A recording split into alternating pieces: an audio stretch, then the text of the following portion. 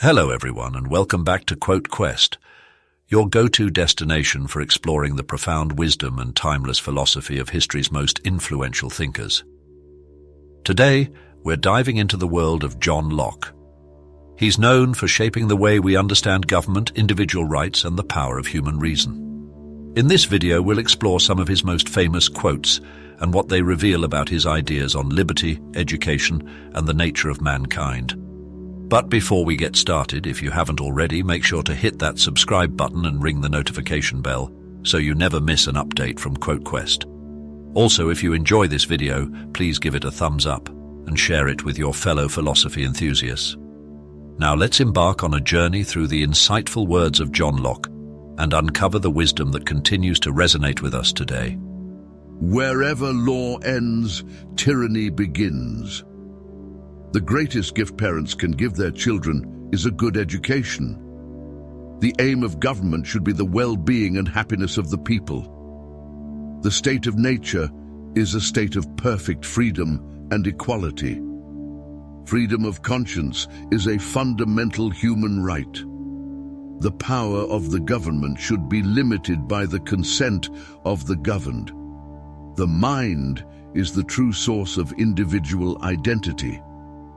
Government should protect the rights of minorities as well as majorities. The legitimate use of force is in defense of one's natural rights. The knowledge of oneself is the key to understanding the world. In the state of nature, all men have a right to punish breaches of the law. Property is the great protector of individual liberty. The preservation of life, liberty, and property are the primary ends of government. The pursuit of happiness is a natural right of every individual. Government should never interfere with matters of conscience. The people have a right to revolution when government becomes a threat to their rights. Liberty is the power to do or not to do according to the determinations of the will. The law of reason is the law of nature. The mind is capable of great achievements through the power of reason. The purpose of education is to cultivate a rational and virtuous citizenry. In the state of nature, all men are judges of the breach of the law. The purpose of government is to secure individual rights and promote the common good. Knowledge is the key to human progress and enlightenment. Freedom of thought is the foundation of all other freedoms. Governments are instituted to protect property and preserve order. The end of law is not to abolish or restrain, but to preserve and enlarge freedom. The mind is like a mirror reflecting the external world. Reason must be the last judge and guide in everything. All men are liable to error, and most men are, in many points, by passion or interest, under temptation to it.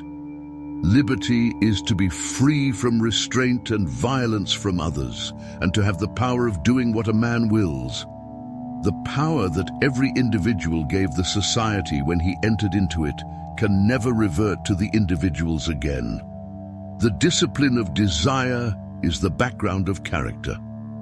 Nature provides a law for everything. The only defense against the abuse of power is a well-structured government with checks and balances. Men being, as has been said, by nature all free, equal, and independent, no one can be put out of this estate and subjected to the political power of another without his own consent. Education is the foundation upon which we build our future. The power of the legislature should be limited to enacting laws for the public good. The greatest natural freedom of mankind is to have possession of their property. In the state of nature, all men are equal because they are all free. The mind is capable of knowing truth when it diligently applies itself to the search. Liberty and property are the foundation of civil society. A government that oversteps its bounds forfeits its legitimacy. The consent of the governed is the basis of political authority. The duty of the government is to protect the rights of the individual. To understand the world, we must rely on reason, observation, and experience. The true measure of a just society is the protection of individual rights. Freedom is not the power of doing what we please, but the right to do what we ought. The law of nature teaches all mankind who will but consult it, that being all equal and independent, no one out to harm another in his life, health, liberty, or possessions. Education empowers individuals and strengthens society. To be free from such force is the only security of my preservation. No man's knowledge can go beyond his experience. The desire of knowledge, like the thirst for riches, increases ever with the acquisition of it. The mind is like a white paper void of all characters, without any ideas. The individual's right to life, liberty, and property is the foundation of a just society. The power of the government should be limited to protect the rights of its citizens. Knowledge is the perception of the agreement or disagreement of two ideas. Parents have a duty to educate their children and instill moral values. He that judges without informing himself to the utmost that he is capable cannot acquit himself of judging amiss. The state of nature has a law of nature to govern it, which obliges everyone. Freedom of thought and expression is the hallmark of a free society. Reason should be the guiding principle in human affairs. Government should be a servant of the people, not their master. No man's knowledge here can go beyond his experience. The freedom then of man and liberty of acting according to his own will is grounded on his having reason. Education is the engine of personal development. The punishment of desires is the hardest of all punishments. The actions of men are the best interpreters of their thoughts. The state of nature has a law of nature to govern it, which obliges everyone. Freedom of choice is at the core of human dignity. The law of nature stands as an eternal rule to all men, legislators as well as others. Innocence is stronger than virtue. The great and chief end of men, uniting into commonwealths and putting themselves under government, is the preservation of their property. Reading furnishes the mind only with materials of knowledge. It is thinking that makes what we read ours. The state of nature is a state of perfect freedom to order their actions and dispose of their possessions and persons as they think fit. Parents wonder why the streams are bitter when they themselves have poisoned the fountain. The Bible is one of the greatest blessings bestowed by God on the children of men.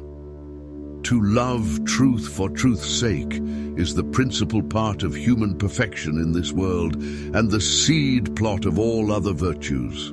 It is easier for a man to be loyal to his club than to his planet. The bylaws are shorter, and he is personally acquainted with the other members. The actions of men are the best interpreters of their thoughts. Where there is no property, there is no justice. The dread of evil is a much more forcible principle of human actions than the prospect of good. Government has no other end but the preservation of property. The labor of his body and the work of his hands, we may say, are properly his. He that uses his words loosely and unsteadily will either not be minded or not understood. The great question which, in all ages, has disturbed mankind and brought on them the greatest part of those mischiefs which have ruined cities, depopulated countries, and disordered the peace of the world, has been not whether there be power in the world, nor whence it came, but who should have it. Parents should take care to show their children justly and truly the beauty of virtue.